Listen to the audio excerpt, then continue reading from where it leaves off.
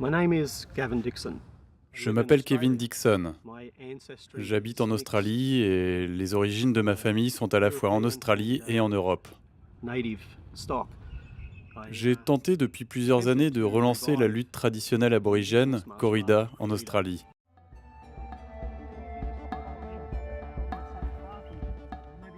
Nous Nous traçons un cercle sur le sol. C'est là que les deux combattants vont s'affronter. L'un à l'intérieur du cercle, le second à l'extérieur du cercle. Celui qui est à l'extérieur doit tout faire pour entrer à l'intérieur du cercle. Et celui qui est à l'intérieur doit l'empêcher d'entrer dans le cercle.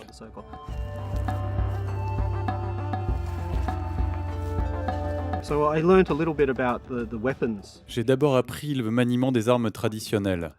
Le boomerang, le bouclier de Elimant, le sabre de boomerang, le couteau et le mala mala, ainsi que les lances. J'ai également découvert qu'il existait une tradition de combat à main nue, sans armes. Alors j'ai commencé à m'y intéresser de manière plus intense. La mise en place de la tenue du combattant pour la corrida est minutieuse et suit un rituel bien précis, le même que les aborigènes autrefois. Basé sur les jeux indigènes précoloniaux, il était normal que sa version moderne s'inspire des rituels de l'époque, afin de respecter ce sport dérivé de la lutte.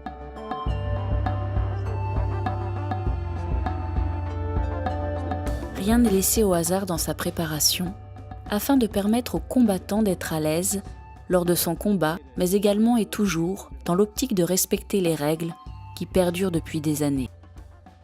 Il est impossible de mettre le tissu de la corrida seul, la complexité de sa conception ne le permettant pas.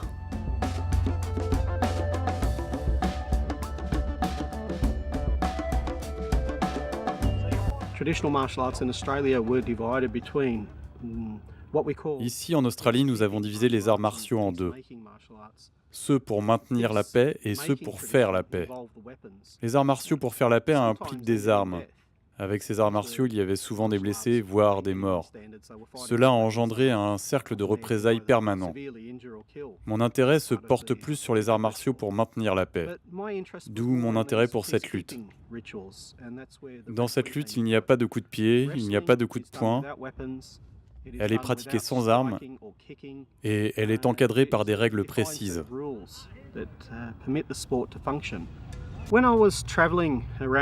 Quand je voyageais à travers l'Australie en 1992, je suis allé dans une ville de l'Ouest appelée Pulbar. Je faisais des recherches sur les origines de la lutte dans ce pays. J'ai rencontré un homme très intéressant qui m'a raconté une histoire qui lui avait été contée par ses parents et ses parents par ses grands-parents.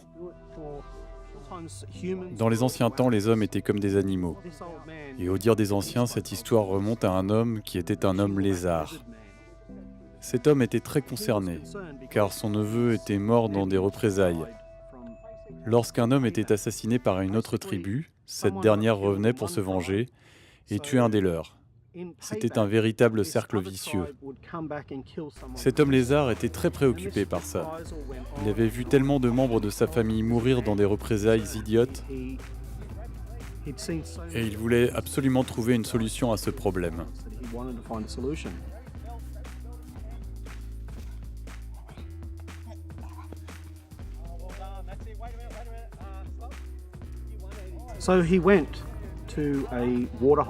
Il est allé près d'un étang et il a commencé à y chanter pendant une très longue période. On m'a raconté qu'il avait chanté tellement longtemps sans bouger qu'on commençait à voir ses côtes sortir. Il se laissait mourir de faim. Durant cette méditation, il a eu une vision. Il a vu un serpent géant sortir de cette étendue d'eau. Le serpent était tellement immense qu'il aurait pu avaler l'homme d'un seul coup.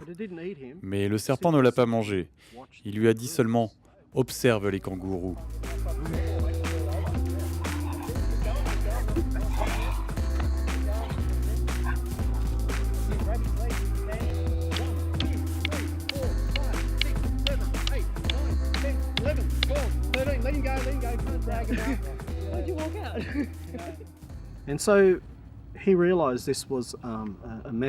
Alors, il a réalisé que c'était un message des dieux de nos ancêtres. Il est donc parti observer un troupeau de kangourous rouges. Alors il les a vus courir, se chamailler, se bagarrer, manger, s'aimer. Un jour, il a vu 2 kangourous mâles s'affronter. En les observant, il s'est aperçu que la mort n'était pas nécessaire pour régler le problème.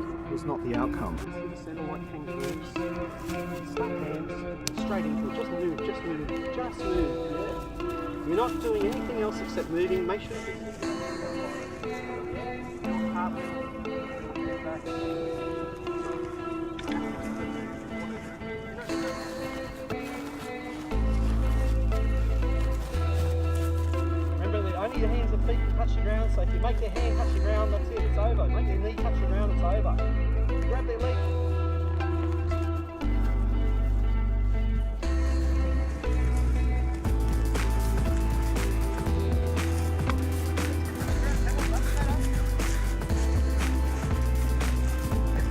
Oh, that's it. Let's stop into a fine there. You get the tube. And he took that message. Il a rapporté le message à sa tribu. Il a également invité toutes les autres tribus à venir le voir. Venez avec tous vos jeunes combattants, mais laissez vos armes à l'extérieur du cercle de cérémonie.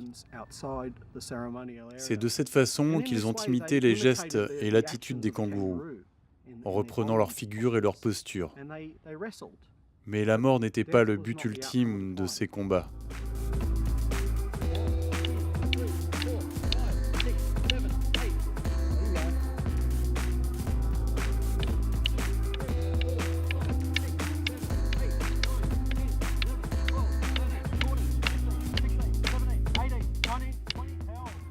Les jeunes hommes avaient donc une occasion de sortir toute leur rage et leur haine.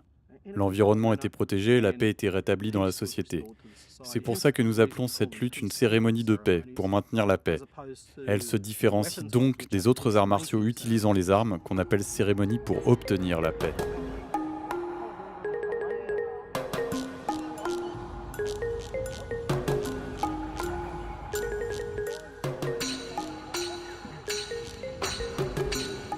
S'il y a bien un objet typiquement australien, c'est le boomerang. On dit qu'il aurait été inventé et utilisé par le peuple aborigène de 2 régions d'Australie, le Territoire du Nord et la Nouvelle-Galles du Sud.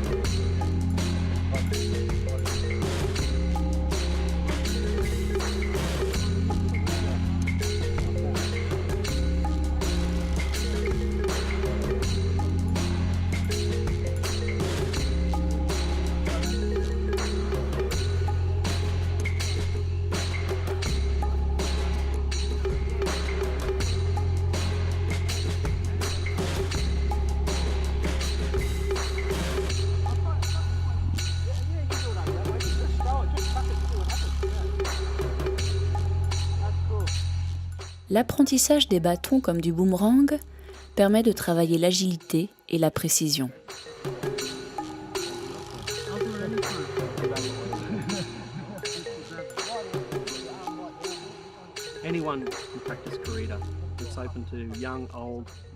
La corrida est ouverte à tous. Qu'on soit vieux ou jeune, fille ou garçon, blanc ou noir, peu importe la couleur de votre peau ou votre origine. Tout le monde peut pratiquer la corrida. Nous avons juste quelques restrictions. Après l'âge de 13 ans, les filles ne peuvent lutter qu'avec des filles et les garçons avec des garçons. C'est juste un héritage du pays. La corrida, une discipline qui a su évoluer au fil du temps et s'adapter à son époque, tout en gardant ses bases traditionnelles. Cet art perdurera car il fait partie de l'histoire de l'Australie.